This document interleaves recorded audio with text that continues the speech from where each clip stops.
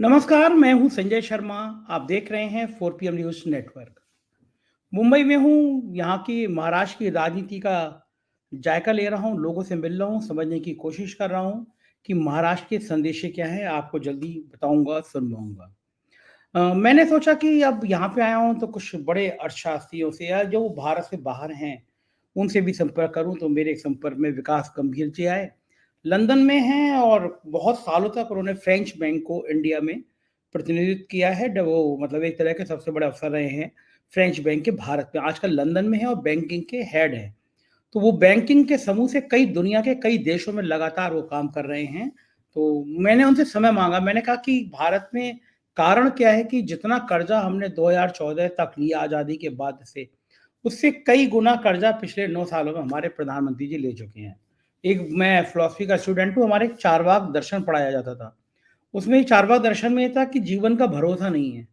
जब तक ज़िंदा हो कर्ज़े ले लेके घी पियो, क्योंकि मर जाओगे फिर पता कुछ नहीं है। तो वो पूरी दुनिया का एक दर्शन है, चारवाक दर्शन कहते हैं उसको, उसमें यही है कि जितना कर्ज़ा जहाँ से मिल सकता है, उतना ले लेके घी पियो। मेरे कहने का मतलब ये नहीं कि दुनिया का सारा कर्ज़ा जो आज़ादी के बाद से इतने सालों में लिया गया 14 से, तो 9 सालों में प्रधानमंत्री जी ले लेके अपने कपड़े बदल रहे हैं, मेरे कहने का मतलब ये नहीं है। लेकिन कई चीज़ें ऐसी हैं जो मुझे समझ में नहीं आती, जैसे 2014 में प्रधानमंत्री जी बने थे तो पहला बजट जो था, उसमें बुलेट ट्रेन का प्रस्ताव रखा गया था। साढ़े 9 साल हो गए, वो बुलेट ट्रेन कहाँ चलती है, किसके घर में घुस जाती है, हमने देखी ही नहीं आज तक। समझ में नहीं आया, हमने लेंस लगा-लगा के कई बार रेल को देखा कि कोई बुलेट ट्रेन तो नहीं आ रही है, लेकिन बुलेट ट्रेन का अता-पता नहीं है। गोदी मीडिया ये पूछने की हिम्मत नहीं करता कि जो पहले बजट में बुलेट ट्रेन का पैसा था, जो रखा गया था, उसकी पटरियाँ कहाँ हैं? कोई इंजन-विंजन आया, नहीं आया? जिस देश ने कर्जा दिया था, क्या कर्जा बुलेट ट्रेन की जगह कहीं और शिफ्ट कर दिया? किसी और कॉर्पोरेट हाउस को दे दिया? तमाम ऐसे बड़े सवाल दिमाग में उमड़ते रहते हैं। फिर मुझे सुषमा स्वराज का लोकसभा का बयान नज़र आता है कि रुपया जितना गिरता है, उतना देश का सम्मान गिरता है, उतना सरकार का मान गिरता है, उतना प्रधानमंत्री का मान गिरता है। तो लगता है कि क्या ये बातें प्रधानमंत्री जी को नहीं पता कि रुपया का जो हाल हो रहा है, वो कभी नहीं हुआ। रुपया इतना गिरा, इतने निचले स्तर पर आज़ादी के बाद से कभी नहीं आया जो अब आ गया है। डॉलर लगातार बढ़ता जा रहा है और रुपया उसके मुकाबले में गिरता जा रहा है।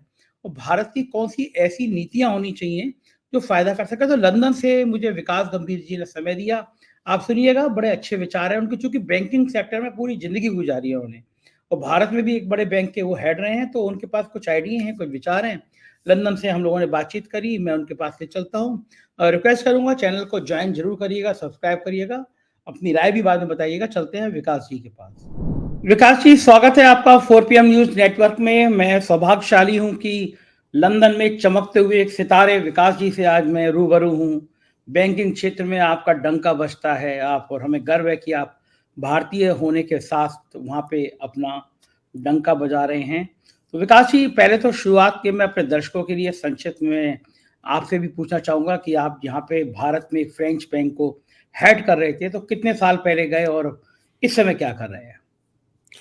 थैंक यू संजय जी, नमस्कार। बहुत-बहुत शुक्रिया मुझे मौका देने के लिए कि मैं आपसे इस तरह से बातचीत कर सकूँ।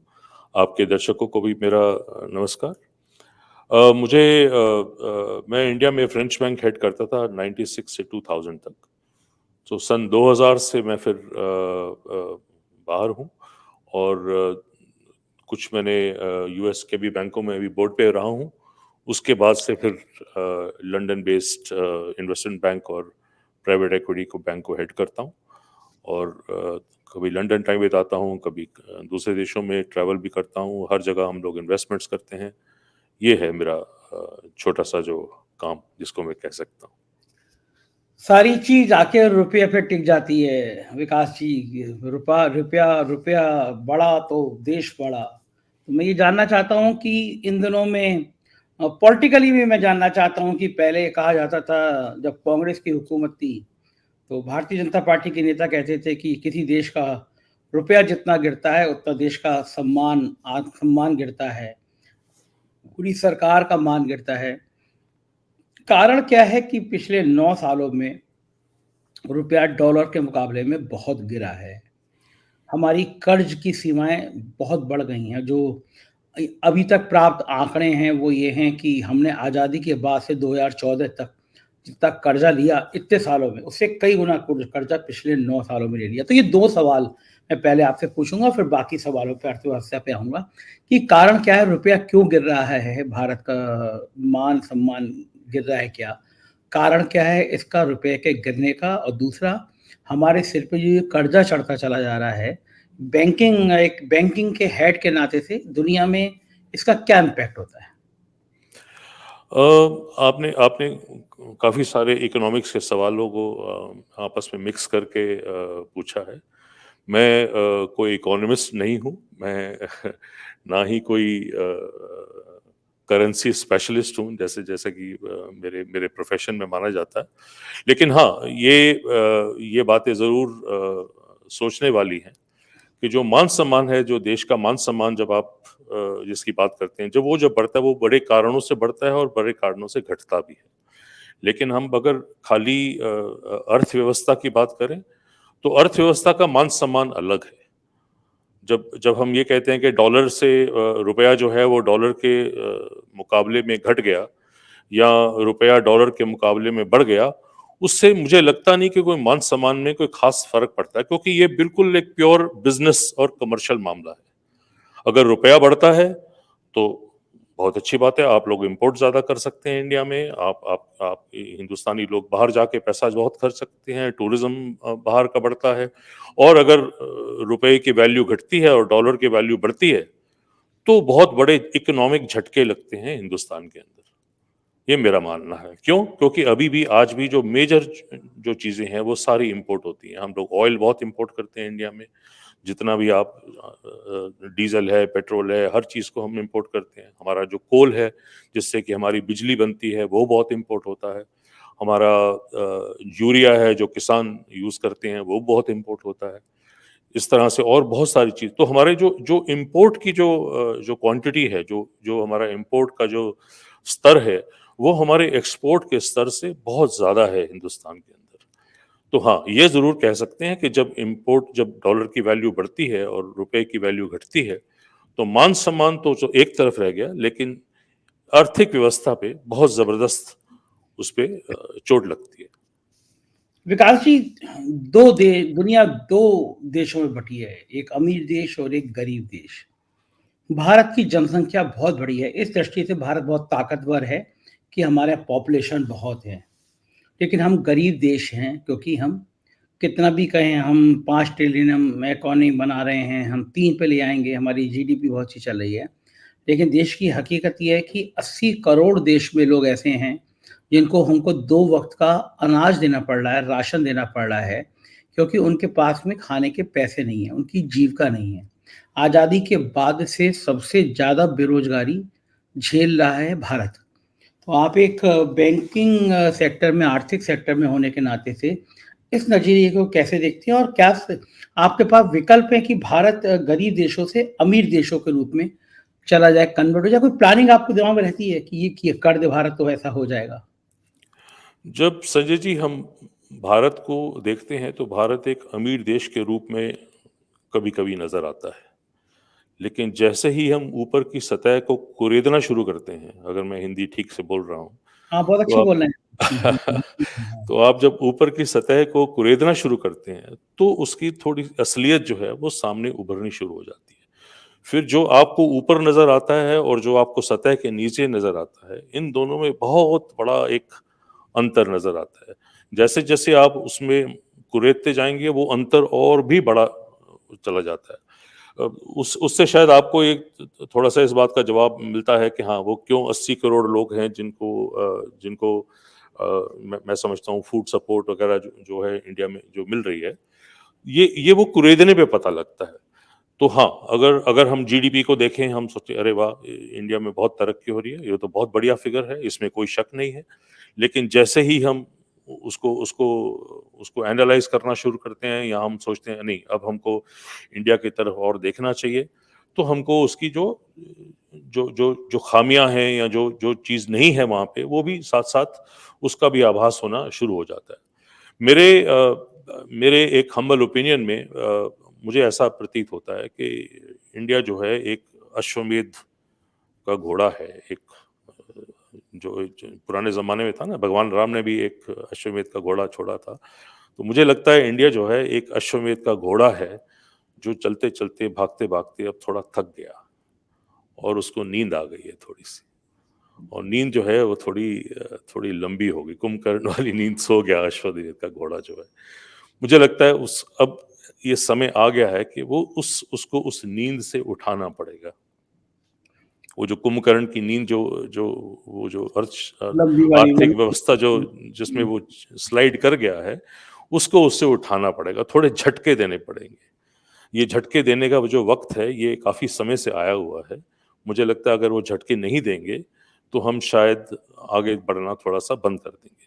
तो वो जो लिबरलाइज़ेशन जिसको हम बोलते हैं, जो मिड 90s में 90 के दशक में जो शुरू हुई थी, वो अब चलते-चलते अब इस एक ग्लास सीलिंग को टच कर गई है। उससे जितना हम लोगों ने तरक्की करनी थी, उस तरक्की तक हम पहुँच चुके हैं। वो उसके आगे बढ़ने के लिए थोड़े झटके देने की, थोड़े क्रिटिकल चेंजेस, थोड़े रेडिकल चेंजेस करने की ज़रूरत है मेरे हिसाब से।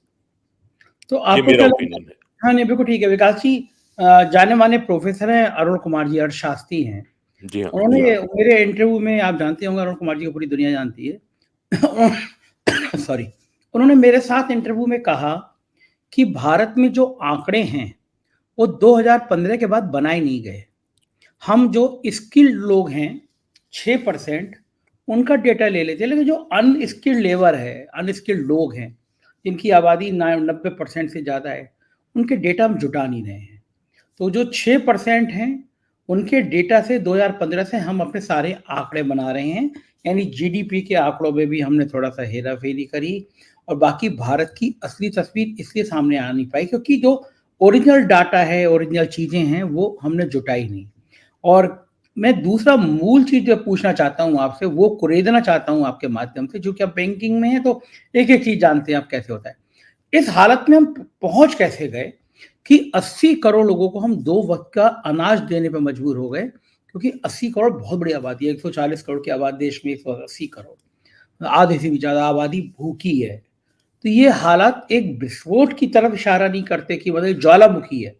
देश की आर्थिक व्यवस्था कुछ लोग कहते हैं चरमराती है जब आप इतना सारा सब्सिडी अनाज में देती हैं, लेकिन गरीब करे क्या? उसके पास या तो काम हो या उसके पास खाने को अनाज हो। तो मैं ये जानना चाहूँगा कि इन हालातों में जो ये आपका घोड़ा सोया या कुंभकर्ण की जो नींद आई, इसके पीछे मूल कारण क्या था? ज़रा मुझे थोड़ा विस्तार से ऐसा बताइए जो मेरे दर्शक भी समझ सकें कि देश ने ऐसा क्या किया, देश की आर्थिक रफ्तार ऐसी कैसी हो गई कि ये घोड़ा सो गया, हम लोग कुंभकर्ण की नींद सो गए, आर्थिक व्यवस्था हमारी चरमरा गई। थोड़ा और रुपया कहाँ से कहाँ गिर गया? क्या वो भी इसके पीछे वजह है? सबसे पहले तो आपने प्रोफ़ेसर अरुण कुमार का नाम लिया।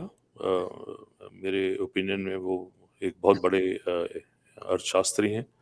मैं उनकी बहुत इज़्ज़त करता हूँ। मैं उनको जानता नहीं हूँ, लेकिन उनके बारे में मैंने पढ़ा है, उनका लिखा हुआ भी पढ़ता हूँ और उनके जो जो इंटरव्यूज़ हैं, उनकी जो कमेंट्स हैं, उनको भी पढ़ता हूँ। तो आपके माध्यम से मैं अपनी रिस्पेक्ट्स उनको देना चाहूँगा। दूसरी बात आपने बोली कि जो आपने कारण पूछे कि 80 करोड़ लोगों वाले जो जो कारण हैं, या वो उनको वो अनाज वगैरह क्यों दिया जाता है, ये इसका जवाब तो सरकार ही दे सकती है। इसका जवाब तो जो ब्यूरोक्रेट हैं, जो इस चीज़ को रोज़ाना मैनेज करते हैं, उनको दे सकते हैं। जो आंकड़े आते हैं जो आंकड़े आते हैं, आंकड़े आंकड़ों को अगर मैं इंडिया के बाहर बैठा हुआ बैंकर हूँ और मैं आंकड़ों को देख रहा हूँ, और मैं आपको ये यकीन दिलाता हूँ कि मैं तो बहुत छोटा सा बैंकर हूँ, लेकिन जो जो बड़े-बड़े बैंक्स हैं, जो बड़े-बड़े अर्थशास्त्री हैं, वो हर समय इंडिया की तरफ देख रहे होते हैं। इंडिया एक ऐसी इम्पोर्टेंट इकोनॉमी है, जिसको कोई भी आदमी इग्नोर नहीं कर सकता और ना ही करना चाहिए। मेरे जैसा व्यक्ति तो देखता ही देखता है, और इसलिए भी क्योंकि मैं हिंदुस्तानी हूँ, लेकिन जो जो ग्लोबली बिज़नेस कर रहा है, हर आदमी इंडिया को इग्नोर नहीं कर सकता। उसको इंडिया की तरफ देखना, हर आदमी ये चाहता है कि मुझे इंडिया में अपॉर्च्युनिटी मिले, मैं कोई ना कोई काम इंडिया में करूँ, कोई इन्वेस्टमेंट करूँ, कोई प्रोजेक्ट लगाऊँ, कुछ ना कुछ करूँ। तो आंकड़े जो हैं, वो बहुत अहमियत रखते हैं। आंकड़े बहुत अहमियत रखते हैं। ये मानना गलत होगा कि आंकड़ों को ढंग से देखा नहीं जाता। आंकड़ों की एक-एक चीज़ को अच्छी तरह से देखा जाता है। हर जगह पे देखा जाता है। तो ठीक है, जो आंकड़े आए हमको उनको मानना पड़ता है, हम उन्हीं आंकड़ों पे बेस नेचुरली, करके नेचुरली बेस अपने आपको तो हम विकास जी आपको पता ही नहीं होगा ना, हम जो आंकड़े देंगे, वो आंकड़े जैसे मैं एक उदाहरण बता दूँ छोटा-सा, अलग करके है। जैसे पहले आत्महत्या का रिकॉर्ड आता था कि कितने किसानों ने आत्महत्या करी, बहुत बड़ा दर है वो भारत में। अब वो रिकॉर्ड नहीं आता। डेटा का जो आरटीआई का अधिकार था वो खत्म हो गया, यानी प्रैक्टिकली सरकार ने छुपाना शुरू किया, ये बात वहाँ से पैदा हुई।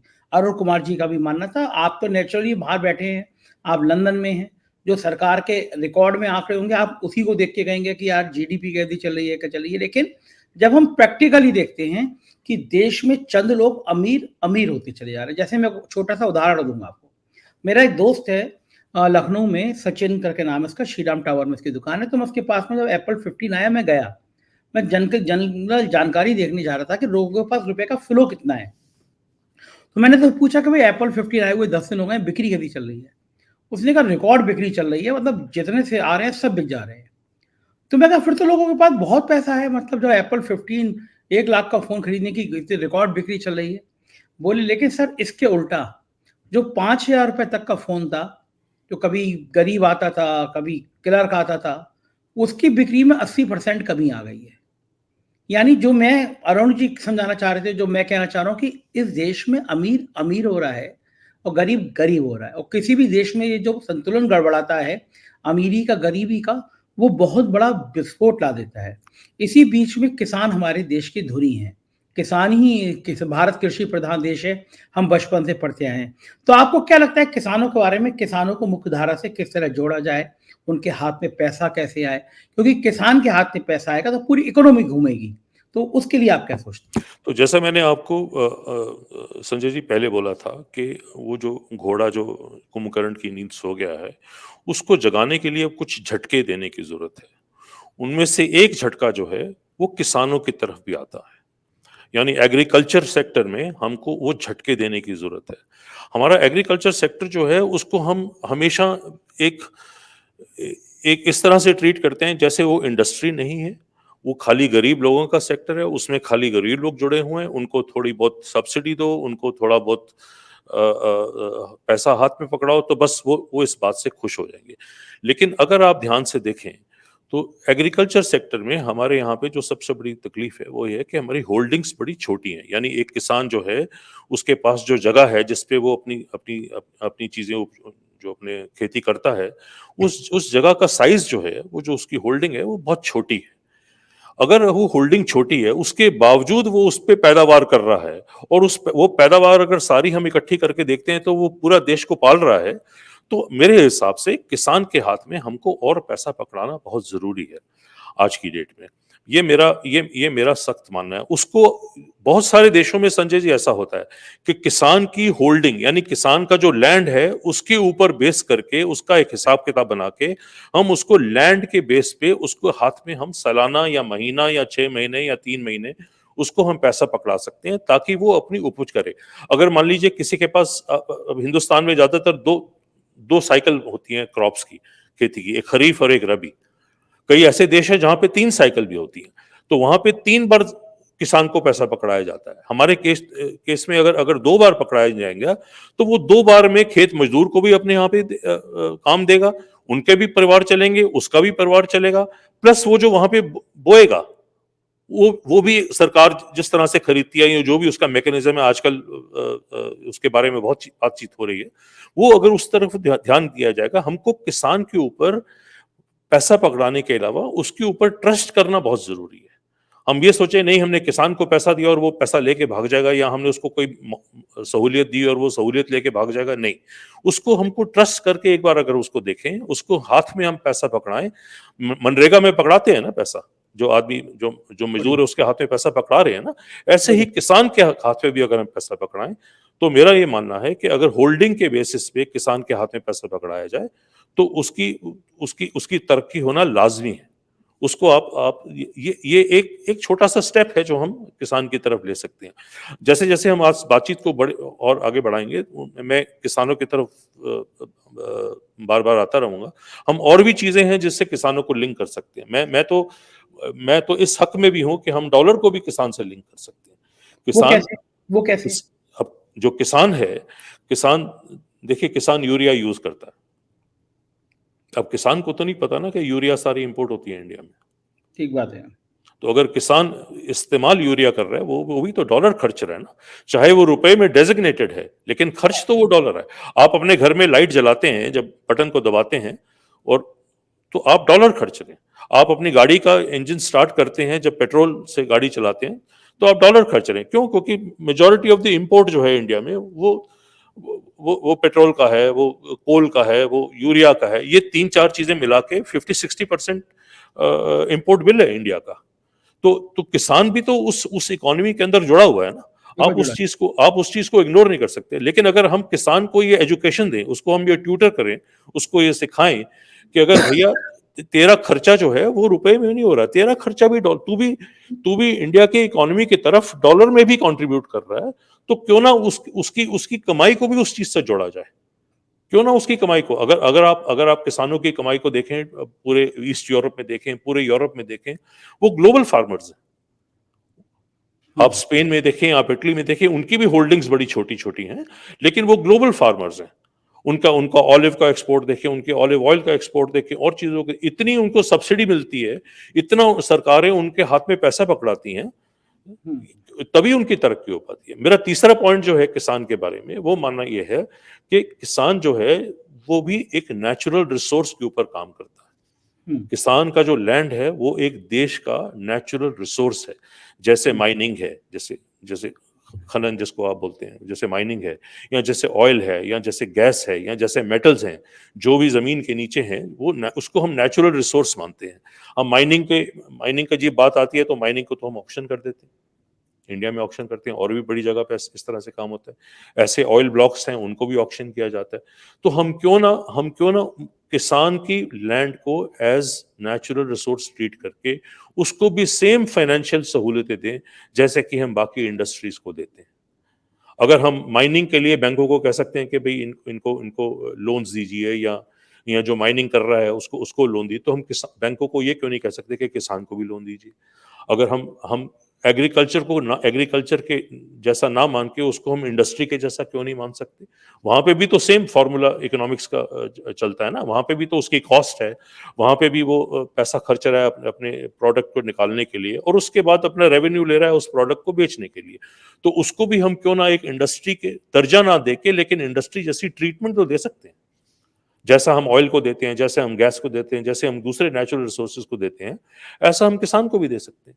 अब ये तो जो जो जो जो पॉलिसी मेकर्स हैं, या जो रोज इन आंकड़ों को देखते हैं, या जो रोज इन चीज़ों से डील करते हैं, वो बेहतर इन चीज़ों पे पॉलिसीज बना सकते हैं। लेकिन मेरा मानना है कि ये 3-4 पॉइंट्स अगर हम किसानों के बारे में सोचें, तो वो सेक्टर बिल्कुल टोटली चेंज हो सकता है, जैसे कि बाकी दुनिया में चेंज हुआ है।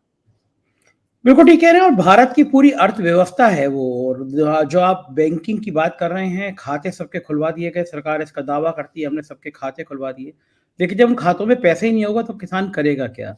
आप उसको आत्म सम्मान निधि के नाम पे कुछ पैसा दे देते हैं, लेकिन आपने कहा कि हम उसको लोन दिलवा देंगे, ऋण दिलवा देंगे, लेकिन बैंक आसानी से ऋण नहीं देते। बैंकों के लिए बड़े-बड़े पूंजीपतियों के तो ऋण होते हैं, जिनको लेके भाग जाते हैं। विजय माल्या से लेके चौकसी भाई तक हज़ारों करोड़ रुपए लेके भाग गए हैं, कुछ तो आपके लंदन में ही हैं। लेकिन किसान 1 लाख का भी कर्जा लेना चाहेगा तो उसको निरे कागज़ात चाहिए होते हैं, और फिर 2 किश्तें खत्म हो जाए तो उसकी रिकवरी के लिए आ जाते हैं। कई लोग तो ऐसे घटनाएँ सामने आई हैं दर्दनाक कि ₹5000 ₹10,000 बकाया है, नहीं दे पाया, बैंक ने आरसी काट दी, पुलिस और बैंक मिलके धमकाते हैं, और वो आदमी बंग पेड़ पे रस्सी से लटक गया, केवल ₹10,000 उसके पास में नहीं थे। ओहो। ये जो सुलभ तरीका है किसानों को इंडस्ट्री, आपका तरीका बेहतर समझ में आ रहा है कि आप खेत को भी एक इंडस्ट्री मानें और उसको समाज व्यापार से जोड़ें, तो ये तभी हो सकता है जब आप किसान को बड़ा महत्वपूर्ण समझें कि वो इस देश की रीढ़ है, इस देश की नींव है।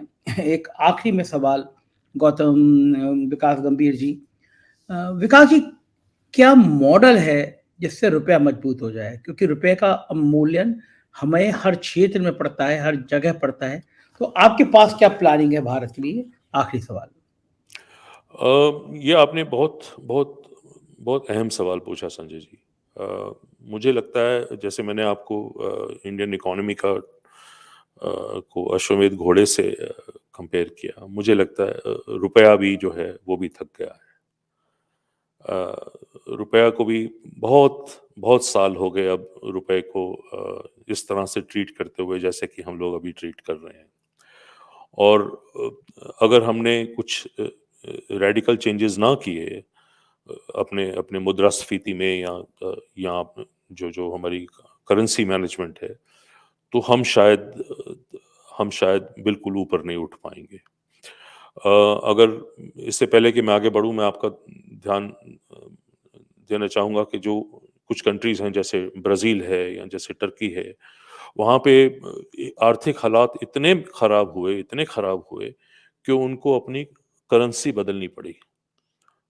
अगर अगर आप इंडिया के आस-पास देखें या पाकिस्तान में देखिए, आज की डेट में कितना बुरा हाल है, बहुत बुरा हाल है। उनका रुपया शायद 300 के या 280 के आस-पास डॉलर का रेट है। कहाँ वो जस्ट थोड़ा-सा पहले 100 भी नहीं होता था, और अब ये हाल है। अगर आप श्रीलंका में देखें, वहाँ क्या हुआ सब जानते हैं। मुझे लगता है कि अब वक़्त आ गया है कि जो रुपया जिसको हम आज की डेट में बस इतना मैनेज करते हैं कि भई आज 80 का हो गया, अब वेट कर रहे हैं 82 का होगा, अब 83 का होगा, 85 का होगा, एटसेट्रा एटसेट्रा। बजाय अब इस तरह की, ये पुराने किस्म की मैनेजमेंट होगी। मुझे लगता है अब एक रुपए को ग्लोबलाइज़ करना बहुत ज़रूरी है, नंबर 1, और दूसरा एक नए रुपए की दरकार है। एक नए रुपए को लाने का ज़रूरी है। मैं इन 2 चीज़ों को आपको समझाना चाहूँगा।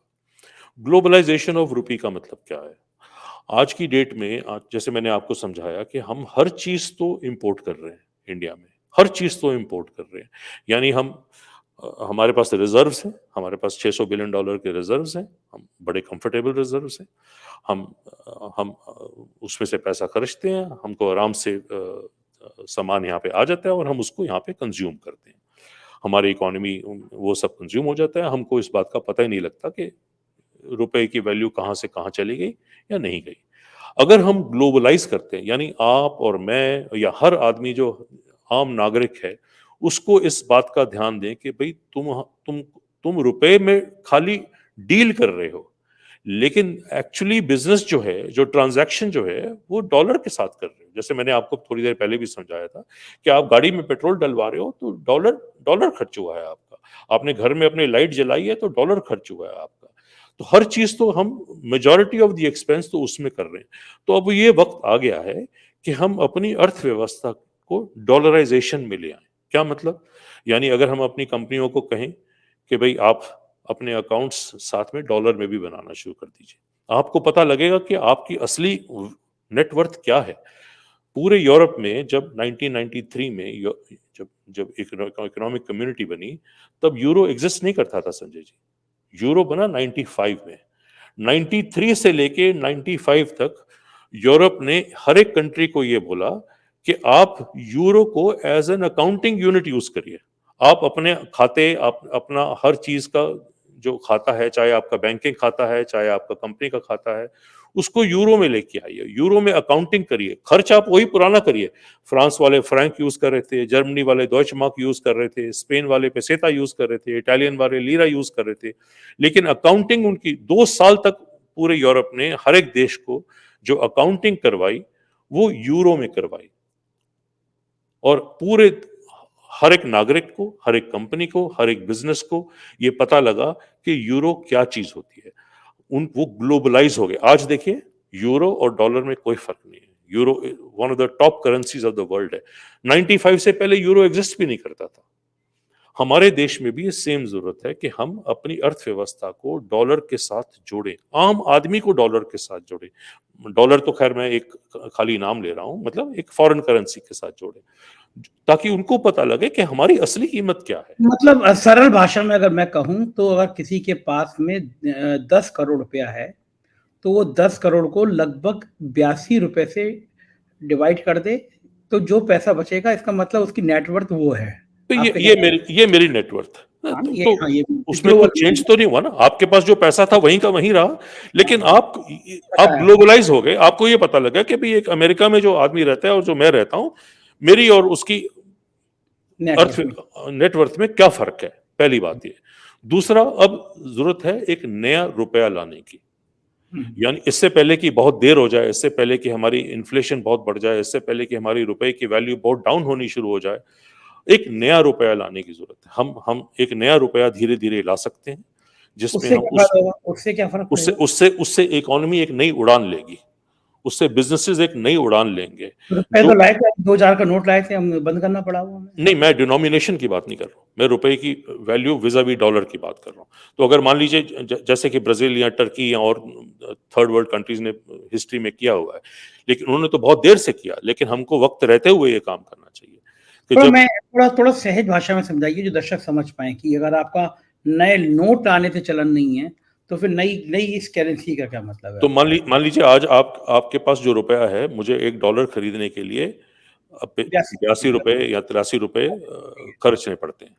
मैं एक नया रुपया लेके आता हूँ, जिसमें मान लीजिए मैं खाली 40 रुपए का $1, तो यानी जो 40 रुपए की जो उसकी इन्फ्लेशन है, वो मैंने उसके अंदर एब्जॉर्ब कर ली एक नई करेंसी में। तो आप अगर अगर या मैं एक एग्जांपल दे रहा हूँ आपको, ये तो एक कैलकुलेशन का मामला है कि मैं उसको उसको कैसे करूंगा, मैं उसको 30 रुपए का बनाऊंगा या 20 रुपए का बनाऊंगा, लेकिन मैं एक कैलकुलेशन की बात कर रहा हूँ। तो अगर मान लीजिए मैंने कल को एक नया डॉलर हमारे देश ने निकाल दिया, जैसे चाइना की डुअल करेंसी चलती है, एक एक्सपोर्ट के लिए चलती है, एक उसकी घर के लिए चलती है। तो मान लीजिए मैंने एक नया डॉलर, इंडिया ने एक नया डॉलर निकाल दिया, जिसमें 40 रुपए का $1 है, ये एक नया रुपया निकला है। हाँ, मतलब एक नया रुपया है जो जिसकी नेटवर्थ 40 रुपए की, यानी 40 रुपए जिस का एक नया नोट है, एक तरह का आप 40 कह रुपए का 40 रुपए का एक नोट है। रहे हैं ना, वो जिसको उसको आप बिल से मत जोड़े कि वो 2000 का नोट है, इतना नहीं, वो एक स्पेशल नोट है जो 40 रुपए का। अब जो मेरी अर्थव्यवस्था जो बढ़ेगी, अब जो चलेगी, अर्थव्यवस्था अपने आप उस नई वैल्यू से अपने आप को एडजस्ट करना शुरू कर देगी। अगर मैंने आपको यूरोप का थोड़ी देर पहले एग्जांपल दिया था। मान लीजिए वहां पे एक कॉफी का कप जो था, वो पहले 10 फ्रैंक का मिलता था और 7 फ्रैंक का एक यूरो हो गया, तो वो कॉफी का कप अपने आप जंप करके 2 यूरो का मिलने लग गया। तो जब आप आज की डेट में अगर आप एक चीज जो है मार्केट में जाते हैं, एक कॉफी का कप जो है मान लीजिए एक 100 रुपए का खरीदते हैं, वो अपने आप अपनी वैल्यू एडजस्ट करके अब वो नए रुपए के हिसाब से आपको 3 रुपए का मिलना शुरू हो जाएगा। तो समझ गया मैं। ये एक झटका है जो इकोनॉमी को देना जरूरी है। जो जरूरी एक है। हाँ, उससे क्या होगा कि एक तो जीडीपी अपने आप बढ़नी शुरू हो जाती है, जो बिजनेसेस हैं वो अपने आप को ग्लोबलाइज करना अपने आप शुरू हो जाते हैं, और उनको लगता है कि अब हम जो हम इतने टाइम से कैचअप नहीं कर पाए ग्लोबल इकोनॉमी को, उसको हम कैचअप करेंगे, फटाफट कैचअप करेंगे, जैसे कि पूरे यूरोप ने किया उस टाइम पे 1995 में। हाँ, बिल्कुल ठीक है। हाँ, ऐसे ही टर्की ने किया था। टर्की ने तो बिल्कुल कुछ साल पहले ही किया था, ब्राजील ने भी थोड़े साल पहले ही किया था। तो इंडिया को मैंने जैसे आपको बोला कि उसको नींद से उठाने की जो जरूरत है, झटका देने की जो जरूरत है, घोड़े को जगाने की तो जरूरत है। हाँ, तो ये कुछ झटके देने वाले ठीक स्टेप बात हैं। है, और मुझे लगता है कि इस वीडियो को भारत के अर्थशास्त्री और भारत की सरकार के लोग सुनेंगे, समझेंगे, परखेंगे और किसानों को ताकत देंगे। तो आपसे बात करते-करते पता ही नहीं चलता कि कब आधा घंटे से ज़्यादा समय हो गया। बहुत-बहुत शुक्रिया विकास जी, हाँ, आपने इतना समय दिया हमको, भारत के लोगों को बताई। बहुत-बहुत आभार, शुक्रिया। तो ये थे विकास गंभीर जी, बता रहे थे कि भारत में किसानों को उनकी फसल का ही नहीं बल्कि उनका मालिकाना हक के लिए कुछ पैसे देने चाहिए। ये मानना चाहिए कि किसान का खेत भी एक इंडस्ट्री है, लेकिन भारत में तो किसानों पे लठ बजाए जाते हैं, आंसू गैस से गोले छोड़े जाते हैं, सीधी गोली मार दी जाती है। तो भारत में किसानों को इतना मान और सम्मान बड़े मिलेगा, ये कहना बड़ा मुश्किल है, लेकिन हो सकता है विकास जी की बात सही हो। इतना मान सम्मान मिले उनको, हम देखते रहेंगे। आप देखते रहिए 4 पीएम न्यूज़ नेटवर्क, आपका अपना चैनल। बहुत-बहुत शुक्रिया। Thank you.